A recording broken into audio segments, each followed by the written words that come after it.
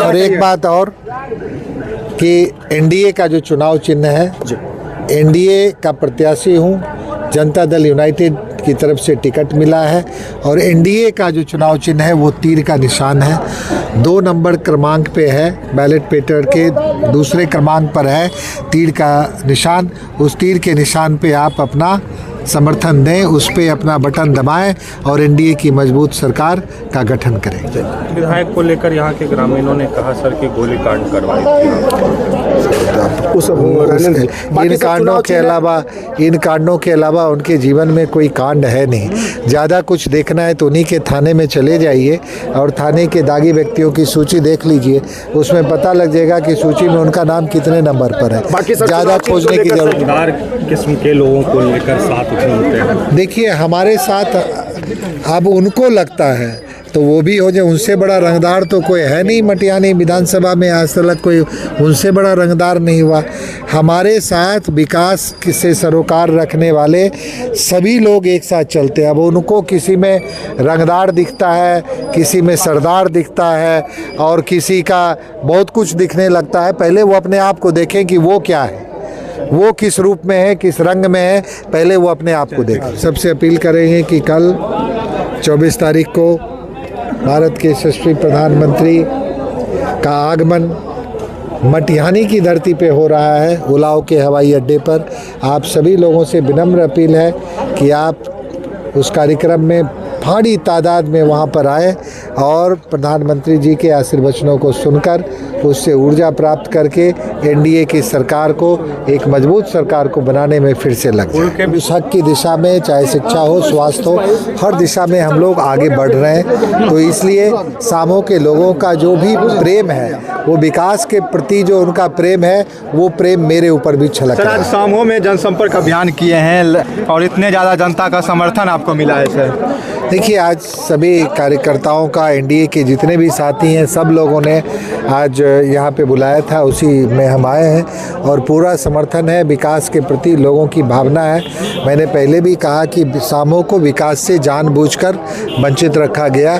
सामो ने अपने आप को उस त्रासदी से 2020 में बाहर निकाल दिया और आश्चर्यजनक बात है, जिसे सामो ने आज से 5 साल पहले नकार दिया, वो फिर सामो की धरती पे सामो को अंधकार की तरफ ले जाने के लिए समर्थन मांग रहा है। ये इससे ज़्यादा आश्चर्य नहीं हो सकता है। तो सामो के लोग तो एकदम पूरी तरह से सामो में हर एक साल बाढ़ आती है और यहाँ का जनता का मुख्य मांग है कि बाढ़ से एक ऐसी समस्या प्राकृतिक आपदा है और जो हम लोग नीचे के क्षेत्र में है, डेल्टा के क्षेत्र में है, यहाँ के बाद सीधे गंगा जो है समुद्र में समाती है। तो यहाँ पे सिल्टेशन का की वजह से धीरे धीरे पानी इतना उसमें गाद इतना जमा हो गया है कि अब गंगा के जो मेन कोर्स है उसको अब बेयरिंग कैपेसिटी नहीं रहा, उसमें पानी को और धारण करने की क्षमता नहीं रही है, जिसके कारण से थोड़ा सा भी पानी जो है विकराल बाढ़ में परिवर्तित हो जाता है। तो इसके लिए एक व्यापक नीति की आवश्यकता है। सरकार ने ये नीति बनाई है और हम लोग इस पे काम कर रहे हैं और लगातार इसके प्रति हम लोग संवेदनशील हैं। कोई भी बात यहाँ पे किसी ऐसी बात को बोल देना आपके सामने में कि तो लेकिन हम लोग लगे हुए हैं कि सामो हो चाहे मटियानी हो, दोनों ही तरफ गंगा के कोर्स का न सिर्फ विकास हो, उसका सौंदर्यीकरण हो और साथ ही साथ बाढ़ से अस्थायी राहत मिले, इसकी भी रूपरेखा निश्चित रूप से बने, वो बनेगी। बिहार की सरकार ने तय किया है कि हम इसको बिल्कुल एक वाटरवेज जो है इसको भी डेवलप करेंगे। जब वाटरवे डेवलप होगा तो निश्चित रूप से बाढ़ की समस्या से हम लोग निजात पालेंगे। सामो के लोगों की मांग शुरू से ही रही है कि पुल, गंगा नदी पर पुल, क्या सर आगे जो मांग पूरी हो चुकी है, जिस मांग को पूरा होने की दिशा में कार्य आगे बढ़ चुका है। आप सब जानते हैं कि भूमि अधिग्रहण की प्रक्रिया शुरू हो चुकी है। 2 महीने में भूमि अधिग्रहण की बात प्रक्रिया समाप्त हो जाएगी और उसके बाद जो रक्सौल हल्दिया एक्सप्रेसवे है और गंगा नदी पर सामो और मटिहानी के बीच जो 6 लेन पुल है उसका भी कार्य आरंभ हो जाएगा। 5 साल आप विधायक में रहे, कितने करोड़ की योजनाएं सामो प्रखंड में अगर बात बात करूं तो दिए हैं अभी तक? मुझे 100 करोड़ से ऊपर की योजना तो निश्चित रूप से सरकार की योजना सामों में चल रही है अभी। 100 करोड़ से ऊपर 100 करोड़ से ऊपर 100 करोड़ से ऊपर की।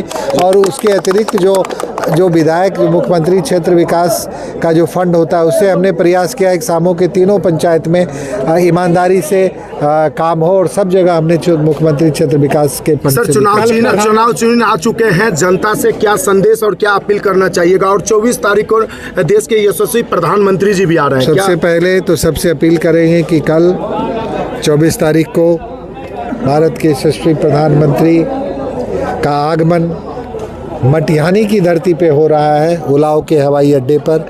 आप सभी लोगों से विनम्र अपील है कि आप उस कार्यक्रम में भारी तादाद में वहाँ पर आए और प्रधानमंत्री जी के आशीर्वचनों को सुनकर उससे ऊर्जा प्राप्त करके एनडीए की सरकार को एक मजबूत सरकार को बनाने में फिर से लग जाए। के किस्म के लोगों को लेकर साथ उठते हैं। देखिए, हमारे साथ अब उनको लगता है तो वो भी हो जाए। उनसे बड़ा रंगदार तो कोई है नहीं मटिहानी विधानसभा में, आज तक कोई उनसे बड़ा रंगदार नहीं हुआ।